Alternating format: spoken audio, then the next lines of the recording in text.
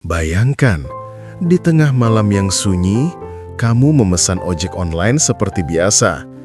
Tapi ketika motor melaju menembus dinginnya angin, sang driver tiba-tiba berkata sesuatu yang membuat jantungmu berhenti sejenak. Hal yang cuma kamu sendiri yang tahu. Rahasia paling dalam yang tak pernah kamu ceritakan pada siapapun. Siapa sebenarnya tukang ojol ini? Bagaimana dia bisa membaca isi hatimu hanya dengan sekali pandang? Dan apa hubungannya dengan sosok hebat yang pernah hidup di masa lalu? Assalamualaikum teman-teman semua. Selamat datang kembali di channel Kisah Reinkarnasi. Tempat di mana kisah nyata, keajaiban hidup, dan perjalanan batin berpadu menjadi satu. Di sini kita belajar bahwa setiap pertemuan memiliki makna. Dan setiap ujian menyimpan hikmah. Sebelum kita mulai cerita luar biasa malam ini, jangan lupa tekan subscribe, like, dan nyalakan lonceng notifikasi supaya kamu nggak ketinggalan kisah inspiratif berikutnya. Yuk kita mulai ceritanya.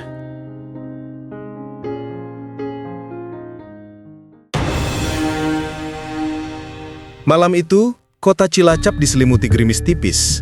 Udara pesisir membawa aroma laut yang lembab bercampur dengan semilir angin asin dari arah Teluk Penyu. Lampu-lampu jalan memantul di aspal yang basah, menciptakan bayangan panjang setiap kali kendaraan lewat. Di sudut alun-alun Cilacap, seorang tukang ojol bernama Pak Dimas menepi untuk mengistirahatkan motornya. Pria berusia 42 tahun itu menarik napas panjang, menatap layar ponsel yang hampir ia matikan, tanda hendak pulang. Namun tak lama kemudian, sebuah notifikasi baru muncul. Penjemputan, Cafe Melody, Jalan S. Parman. Pak Dimas sempat berpikir dua kali. Tempat itu cukup dikenal sebagai kafe malam yang sering jadi tempat orang mencari pelarian. Tapi entah kenapa, hatinya merasa harus mengambil order itu. Mungkin ini rezeki terakhir malam ini, gumamnya pelan. Setibanya di depan kafe, suasana sudah sepi. Lampu neon warna biru kuningan masih menyala redup. Di depan pintu, berdiri seorang perempuan muda, mengenakan jaket denim di atas gaun hitam sederhana. Wajahnya ayu, tapi matanya sembab, seperti seseorang yang sudah terlalu sering menahan tangis. "Mbak Nisa?" sapa Pak Dimas sopan. Perempuan itu menoleh, tersenyum tipis lalu menjawab lirih. "Iya Pak, saya Nisa." "Tujuannya kemana Mbak?" "Ke rumah Pak, tapi saya pengen muter-muter dulu, pengen ngerasain angin malam." Pak Dimas mengangguk. "Boleh Mbak, kadang angin malam bisa menenangkan hati yang lagi riwah." Mereka pun melaju menembus jalanan basah menuju arah Benteng Pendem. Dari kejauhan terdengar suara ombak memecah pantai bersahut dengan desiran angin laut. Kota Cilacap di malam hari terasa lengang, tapi menyimpan keindahan yang sepi. Beberapa menit mereka hanya diam, sampai akhirnya Pak Dimas berkata pelan, "Kalau boleh saya tebak, malam ini bukan anginnya yang Mbak cari ya, tapi ketenangan ya?" Nisa terkejut, memeluk tas kecilnya erat. "Loh, kok Baba tahu?" tanyanya suaranya sedikit bergetar. Pak Dimas tersenyum samar di balik kaca spion. Entahlah, kadang hati orang bisa terbaca tanpa perlu banyak bicara. Dan diam Mbak tadi rasanya penuh luka." Nisa menunduk, matanya kembali basah. "Bapak ini siapa sih? Kok bisa ngomong begitu?" Pak Dimas tertawa kecil. "Saya cuma tukang ojol biasa Mbak. Tapi mungkin Tuhan kasih sedikit rasa biar bisa ngerti hati orang lain." Hujan mulai turun lebih deras. Di balik rintik dan suara ombak yang makin kencang, dua orang asing itu melaju di jalanan sunyi, membawa rahasia, luka, dan takdir yang diam-diam sedang menuntun mereka pada sebuah pertemuan yang akan mengubah segalanya. Hujan telah reda, meninggalkan udara lembab dan aroma laut yang makin kuat. Motor Pak Dimas berhenti di depan sebuah gang kecil yang remang, tak jauh dari bibir pantai. Nisa melepas helm dengan perlahan. Wajahnya terlihat lelah, tapi ada sesuatu di matanya malam itu. seolah ia ingin bicara, tapi takut suaranya pecah. "Terima kasih ya Pak," katanya pelan. "Udah mau muter jauh-jauh cuma buat saya." Pak Dimas tersenyum ramah. "Nggak apa-apa Mbak. Kadang yang kita antar bukan cuma orang, tapi juga perasaan yang pengen pulang." Nisa terdiam. Kalimat itu menembus hatinya. Ia menatap Pak Dimas beberapa detik sebelum akhirnya berkata lirih, "Pak, boleh saya jujur?" "Boleh Mbak, silakan." "Saya dulu kerja di lounge itu Pak, tempat Bapak jemput tadi. Dulu saya cuma mikir soal uang, tapi lama-lama saya malah ngerasa kosong. Kayak semua senyum yang saya kasih cuma topeng." Pak Dimas menatapnya lembut. "Saya ngerti. Kadang hidup nyuruh kita lewat jalan yang gak kita suka dulu, biar kita bisa nemuin arah yang benar." Air mata Nisa mulai menetes. "Saya cuma pengen berubah Pak. Tapi setiap kali mau mulai, selalu ada suara di kepala bilang saya gak pantas." Pak Dimas menunduk, tangannya menggenggam erat stang motor. Setan memang paling suka bikin orang yang mau tobat ngerasa gak layak. Padahal yang paling pantas disayang Tuhan justru orang yang berani pulang setelah tersesat. Hening sejenak. Suara ombak terdengar jelas dari kejauhan.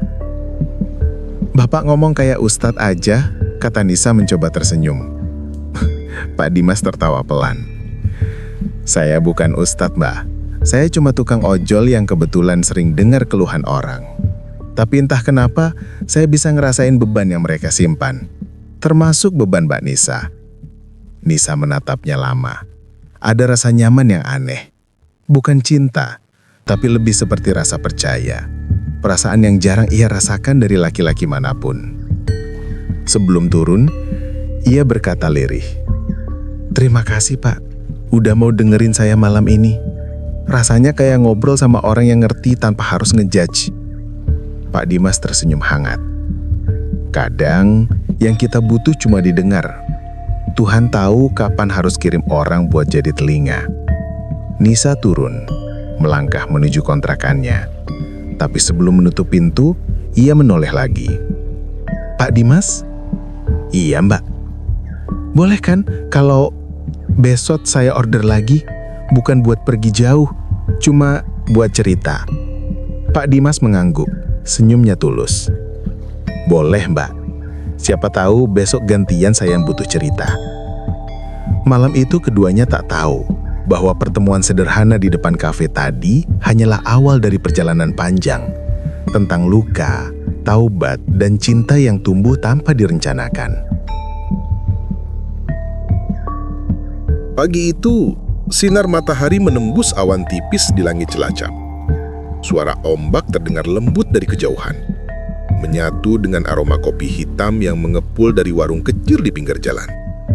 Di sana, Pak Dimas sedang duduk sambil menunggu pesanan, 2 gelas kopi dan sepotong roti bakar. Tak lama kemudian, Nisa datang. Kali ini bukan dengan gaun malam, melainkan blus longgar dan kerudung sederhana warna abu-abu. Wajahnya terlihat lebih tenang dibanding malam sebelumnya. "Maaf Pak, lama ya? Saya jalan kaki. Takut orderan Bapak ganggu penumpang lain," katanya tersenyum kecil. Pak Dimas menggeleng. "Nggak apa-apa Mbak, justru saya senang bisa ngobrol pagi-pagi gini. Rasanya sejuk." Mereka duduk berhadapan, menatap laut yang bergelombang pelan. Hening sejenak, hanya suara ombak dan angin yang berbicara. "Pak," kata Nisa perlahan, "saya tadi malam nggak bisa tidur. Kepikiran terus ucapan Bapak. Soal orang yang berani pulang setelah tersesat itu." Pak Dimas menatapnya penuh perhatian. "Saya cuma nyadarin satu hal Pak. Mungkin selama ini saya salah nyari kebahagiaan. Saya pikir uang bisa bikin tenang. Padahal tiap malam saya malah makin kosong." Pak Dimas tersenyum. Kadang manusia baru sadar nilai ketenangan setelah punya segalanya, tapi tetap ngerasa hampa. "Nisa, Tuhan itu gak pernah marah lama. Dia cuma nunggu kita balik." Nisa menunduk, menatap cangkir kopinya yang berembun. "Saya pengen tobat, Pak. Tapi malu. Dunia udah keburu tahu saya siapa. Yang penting bukan siapa kamu dulu, tapi siapa kamu setelah sadar. Dulu, saya juga pernah jauh, Nisa. Tapi Tuhan kasih kesempatan buat berubah. Mungkin sekarang giliran kamu. Nisa tersenyum, matanya mulai basah. Bapak selalu bisa ngomong setenang itu. Kadang saya pikir, Bapak ini bukan tukang ojol, tapi malaikat yang nyamar. Pak Dimas tertawa pelan. Jangan gitu, Mbak. Saya juga manusia. Cuma saya ngerasa setiap ketemu orang selalu ada maksud dari Tuhan. Termasuk waktu saya ketemu kamu malam itu.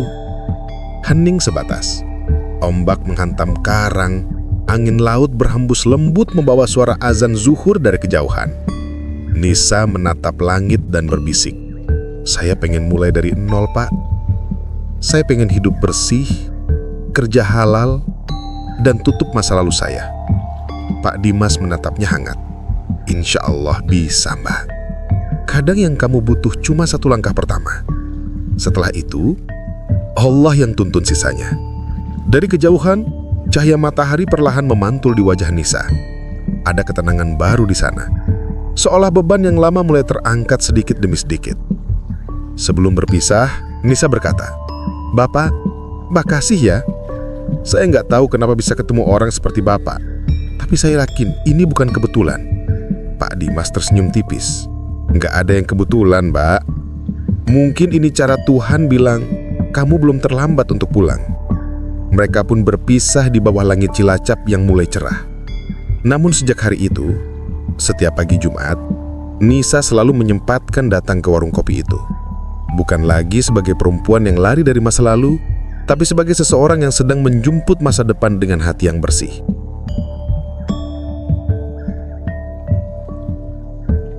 Beberapa minggu berlalu sejak pertemuan pertama mereka. Hidup Nisa perlahan berubah. Ia berhenti bekerja di lounge, mulai jualan minuman herbal di depan kontrakannya, dan rajin ikut pengajian ibu-ibu sekitar. Setiap kali merasa lemah, ia selalu ingat kata-kata Pak Dimas, "Yang penting kamu terus jalan, meski pelan." Namun, sore itu, badai kecil mulai datang. Nisa baru saja menutup lapaknya ketika seorang laki-laki berjaket kulit turun dari mobil hitam di depan gang. Tatapannya tajam, senyumnya sinis. "Nis, lama gak ketemu. Kangen tahu nggak?" katanya sambil mendekat. Nisa kaget. "Reza, kamu ngapain kesini?" Reza, mantan manajer lounge tempat Nisa dulu bekerja, tertawa kecil. "Dengar-dengar kamu sekarang jualan jamu. Duh, sayang banget. Cewek cantik kayak kamu malah buang kesempatan. Yuk balik kerja lagi.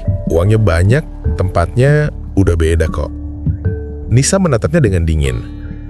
"Aku udah gak mau balik ke sana, Za. Aku udah cukup hidup di dunia itu." Reza mendekat. Suaranya berubah lembut tapi licik. "Ayolah Nis, dulu kamu ratu di tempat itu. Semua orang suka kamu. Sekarang, lihat, jualan di pinggir jalan. Emangnya hidup kayak gini bikin kamu bahagia?" Nisa menelan ludah. Kata-kata itu menampar hatinya. Ia memang belum sepenuhnya kuat, tapi sebelum ia sempat menjawab, suara motor berhenti di ujung gang. Pak Dimas datang, masih dengan jaket ojolnya. Melihat situasi itu, ia langsung turun. "Permisi Mas, ada urusan apa sama Mbak Nisa?" Reza melirik sinis. "Siapa kamu? Pacarnya?" Pak Dimas menatap tegas tapi tenang. "Saya cuma temennya. Tapi kalau niat Mas kesini buat ngerusak ketenangan dia, saya mohon jangan ganggu."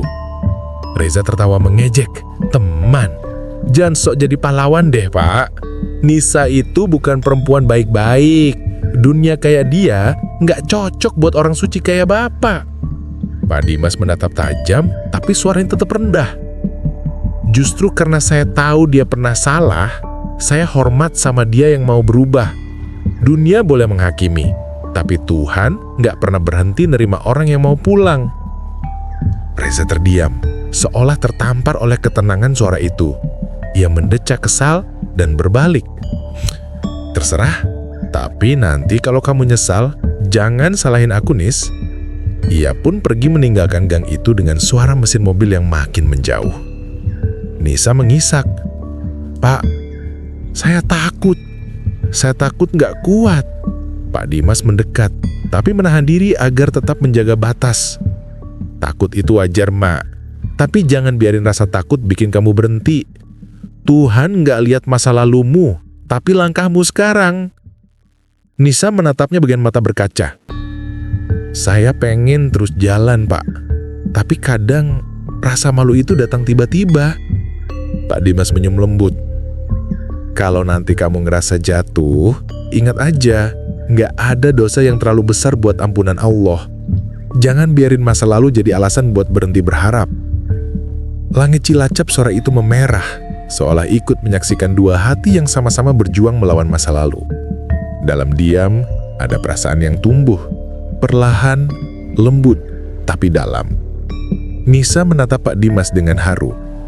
"Bapak tahu nggak, tiap kali saya pengen nyerah, selalu aja Bapak muncul." Pak Dimas menyunyum. "Mungkin itu bukan saya, Mbak. Mungkin itu Tuhan yang kirim saya buat jagain kamu sebentar." Malam itu, langit Cilacap tampak berat. Awan kelabu menggantung di atas laut, sementara angin berhembus lembut membawa aroma hujan dan garam. Di halaman masjid tua yang menghadap pantai, Pak Dimas duduk bersandar di tembok, menunggu waktu Isya. Tak disangka, langkah kecil terdengar mendekat. "Pak Dimas," suara lembut itu milik Nisa, kini mengenakan kerudung putih dan membawa Al-Quran kecil di tangan. Wajahnya berseri, tapi matanya menyimpan tanya. "Pak Dimas, kenapa akhir-akhir ini jarang nerima order saya?" "Saya lagi sering di masjid, Mbak. Lagi belajar ngajar ngaji anak-anak di sini. Kadang Allah kasih kesibukan baru tanpa kita minta."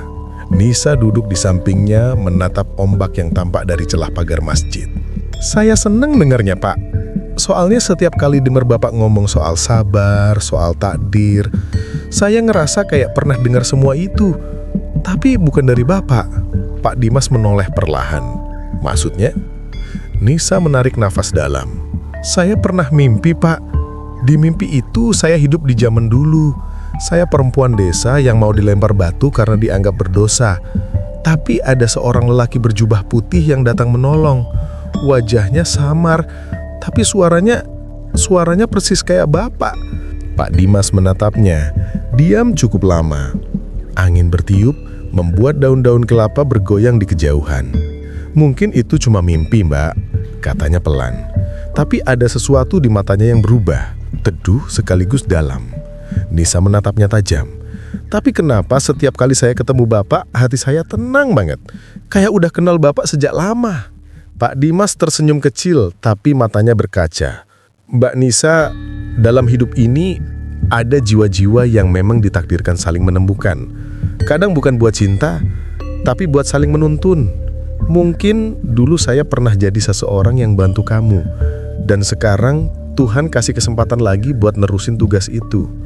Tiba-tiba petir menyambar jauh di laut. Hujan turun deras, tapi keduanya tetap duduk di serambi masjid. Nisa menatapnya sambil tersenyum di sela tangis. "Kalau begitu, mungkin Bapak dulu malaikat penjaga saya, dan sekarang Bapak datang lagi buat ngajarin saya arti pulang." Pak Dimas menunduk menatap tanah basah. "Saya cuma manusia biasa, Mbak. Tapi kalau saya bisa jadi jalan kecil buat kamu kembali ke cahaya, itu udah cukup buat saya." Hujan makin deras. Suara azan Isya berkumandang menggema lembut di antara ombak dan angin. Nisa berdiri, menatap Pak Dimas dengan mata penuh hormat. "Terima kasih, Pak. Karena Bapak, saya bukan cuma nemuin ketenangan, tapi juga nemuin Tuhan." Pak Dimas tersenyum, menunduk. "Itu semua karena hatimu sendiri, Mbak. Hati yang mau kembali gak akan dibiarkan tersesat." Malam itu, setelah mereka sholat bersama di masjid tua itu, langit Cilacap tampak lebih bersih. Seolah hujan tadi bukan cuma mencuci bumi, tapi juga dua hati yang kini sama-sama bersih dari masa lalu. Dan saat Nisa keluar dari masjid itu, ia sempat menoleh ke belakang. Tapi anehnya, Pak Dimas sudah tak ada di tempatnya semula. Hanya jaket ojolnya yang tertinggal, basah oleh hujan. Ia menggenggam jaket itu, tersenyum haru. memang bukan kebetulan. Mungkin Bapak memang dikirim cuma buat nunjukin jalan pulang. Teman-teman, dari kisah ini kita belajar, seburuk apapun masa lalu seseorang, selalu ada jalan pulang bagi yang mau berubah. Kadang Tuhan kirim seseorang bukan untuk selamanya, tapi untuk membangunkan hati kita dari gelapnya dosa. Jadi, kalau hari ini kamu masih bergelut dengan masa lalu, jangan menyerah. Setiap air mata tobat itu berharga di sisi Allah. Terima kasih sudah menonton sampai akhir. Jangan lupa tekan tombol like, subscribe, dan share biar makin banyak yang tersentuh kisah ini. Dan tulis di kolom komentar satu kata penuh makna. Masya Allah, kalau kamu juga ngerasa cerita ini menyentuh hati. Sampai jumpa di cerita berikutnya.